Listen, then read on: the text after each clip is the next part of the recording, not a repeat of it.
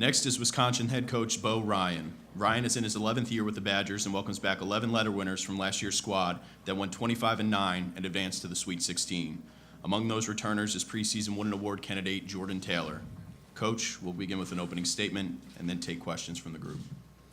Well, again, it's great to be here with the idea that everybody's still undefeated and we're all going to see what kind of mix we can put our teams into. There's a lot of teams that have to do what we're going to have to do, and that's find some different pieces to work together. And there's some key losses with teams, so this is a great time for practice and trying to mesh, and we're looking forward to it. Thank you, Coach. Questions? Front left.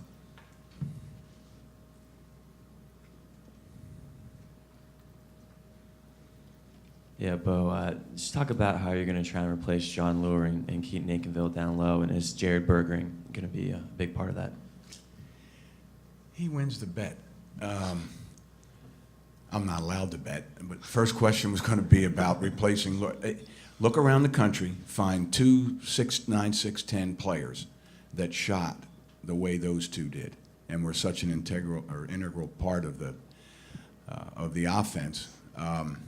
Because they could pick and pop, they could space, they could also post. Would like to have had maybe a little more of that, but they were factors. And Jordan was the kind of guy that could get them open and do some things by breaking down the defense. And they're going to be tough to replace from the standpoint of while they were developing the offensive skills, they were also pretty good defenders. I mean, those were two guys that made it tough for other teams to get to the rim. That's what we're looking for now from the bigs that are going to replace them, is that they're going to have to move their feet better, Jarrod Bergeren and the rest of the company, because they became pretty good at what we were doing defensively. I think the way they're banging in practice is a great sign. Evan Anderson, Frank Kaminsky, and even a Jarrod Uthoff as a undersized big, so to speak, but he's not the way he plays, not his heart. So I think what we're going to need to do to replace them is it might not be 2 guys replacing 2 guys. It might be 3 or 4 replacing 2. Left-hand side. Jordan Taylor has accomplished so much for you guys, especially last year. What's he got to do this year to raise his game to the next level? Well, I think productivity-wise, it's hard to match those numbers. It's just shooting consistency is something every player works on from year to year. Because when he was hot, he was really hot. And there were times where, it's not that he lost confidence, but it's just sometimes the rim looks a little smaller. So I think shooting consistency throughout a game or throughout parts of the season is what not only Jordan but everybody else looks for. So I think that'll really help him even rise in what people see in him as a player. It will raise his stakes. And I think, though, that the biggest thing was the leadership role that he has taken and the voice in the locker room, the guy that people listen to, the guy that sets an example with his work ethic. And it's the oldest saying I know, is that when your best player is your hardest worker, and we're in that situation. He is our hardest worker, and he's a guy that makes everybody better around him. So if there's better numbers he can put up, I don't know about total numbers, but maybe consistency would be something that we all strive for. Left. Coach, what have your initial impressions been of Jarrod Uthoff? You mentioned him earlier, and do you see him fitting into your rotation this year?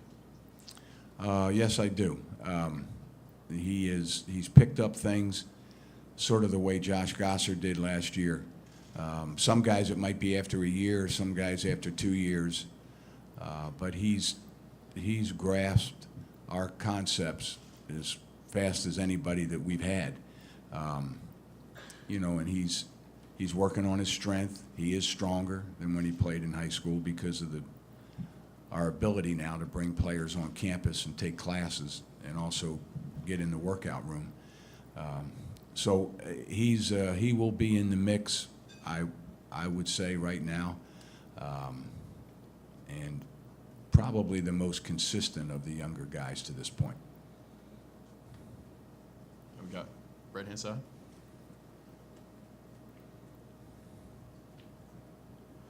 Coach, with roughly 2 months of non-conference play coming this season, how important will these 2 months of non-conference play be to your team's success coming this Big Ten season?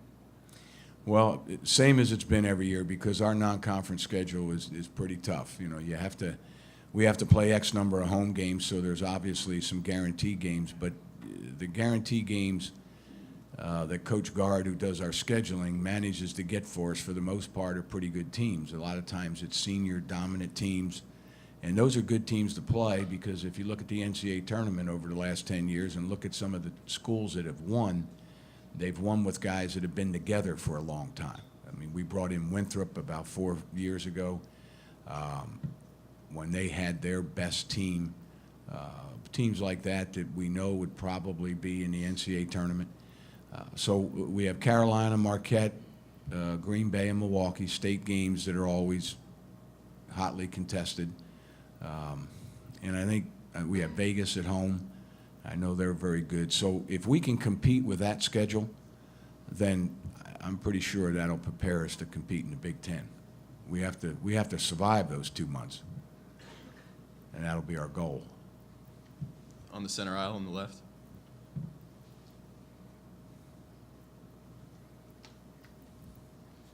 Coach, a few days ago, and I can't remember which one of your players made the comment, but he kind of made a sarcastic comment about the fact that just because, with all the guys back, you should be very good this year, but at the same time, the people who make predictions will find a new way to underrate your team.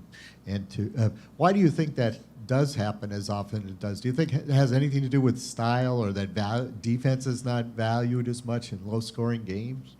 I don't know. Who did you say said this? I can't remember The which media player or I a saw. player? No, it was a player. But I don't know whether it was in, I mean, it's several things on one day, so I can't remember which guy it was. But you said that people will find a new way to underrate us. Well, maybe he meant because of who we lost, that maybe in the eyes of some people that replacements such as Ryan Evans, Bergeron, Bruzewicz, whatever names you want to put out there, they're unproven as 30-minute-a-game players. You know, they were role players, so now role players have to become solid contributors, and, you know, trying to replace that 90 to 100 minutes that the players that are no longer with us, that they gave us, might be that people don't know that much, because Bruzewicz was not a McDonald's All-American in spite of what he looked like with that red wig. With his, not wig, his red hair. He was called Ronald McDonald at a few places. And, you know, Ryan Evans was a late bloomer, so he's somebody that we've been trying to help develop. And Jarrod Bergeron was injured, had a bad shoulder, kept popping out on him. He had the surgery. So we have a lot of question marks as far as really proven, say, 3, 4, 5 spot. And so maybe they were saying inside, well, they probably won't, they don't know too much about us because we didn't make any all-anything team, and they probably won't think we're very good. And it was probably just a guy having some fun during a study break. One last question on the front right.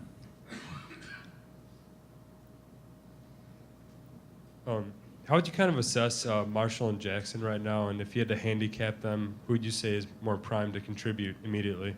Not really going to do that as far as, because it's too early. But I know one thing, defensively and their quickness in what they bring to the table in our drills, they have really made our drills much more competitive, because they both they use what they have very well. Trayvon is thicker, stronger, but good feet. George Marshall's a little more wiry, but he has a long wingspan, and he's quick. He's quick off the bounce. When we do our pressure cookers, 5 against 4, 4 against 3, 3 against 2, full court, giving the defense the advantage. Those two guys make good decisions. They're quick. They're hard to double team. But that's just in drills so far. So now the real test comes, can you understand these concepts defensively when you're not the guy on the ball? Can you understand our defense? And on offense, okay, where do you go off of this read? And what are you reading next? So that we're not to that point yet, but the two of them have definitely added to the competitiveness of our drills, and that's a good thing. Thank you, Coach.